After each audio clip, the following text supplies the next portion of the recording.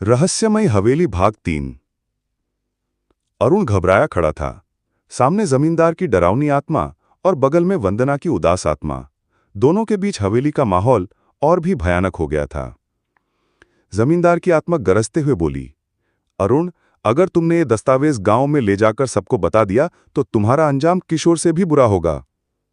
वंदना ने रुलाई भरे स्वर में कहा, बेटा अरुण, इन कागजों को दुनिया के सामने लाओ, तभी मेरी आत्मा को मुक्ति मिलेगी। जमींदार ने मुझे मारकर मेरे सपनों और अधिकारों को छीन लिया था। अब वो सच दबाकर दूसरों को भी डराता है। अरुण के हाथ कांप रहे थे, टॉर्च की रोशनी हिल रही थी। तभी उसे याद आया कि बाबा त्रिलोक ने कहा था, सच और न्याय का साथ दोगे तो डर अपने आप नष्ट हो जाएगा। अरुण ने साहस जुटाया और जोर से कहा, जमींदार, तुम्हारा अपराध अब और छुपा नहीं रहेगा। मैं इन दस्तावेजों को गांव में सबके सामने रखूंगा। इतना कहते ही हवा और तेज हो गई।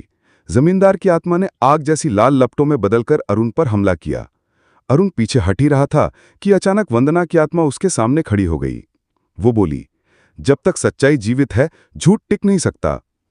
वंदना की आत्मा और जमींदार की आत्मा आपस में टकरा गईं। पूरी हवेली कांप उठी।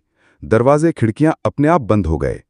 अरुण किसी तरह टॉर्च और दस्तावेजों को पकड़कर बाहर भागा, पर दरवाजे पर पहुंचते ही उसने देखा किशोर वहीं जंजीरों में बंधा पड़ा था, बेहोश।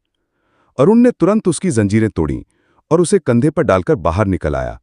हवेली पीछे से भयानक चीखों से गूंज रही थी, मानो आत्माओं का अंतिम युद्ध चल रहा हो। गांव में पहुंचकर जब अरुण ने दस्तावेज दिखाए तो सच सामने आ गया। वंदना की आत्मा की आवाज दूर से आई, धन्यवाद अरुण, अब मैं मुक्त हूं। लेकिन जमींदार की आत्मा, उसका क्या हुआ, ये कोई नहीं जान पाया। कई लोग कहते हैं कि वो अब भी हवेली की अंधेरी दीवारों में कैद है और किसी के सच को छूने का इंतजार कर रही है।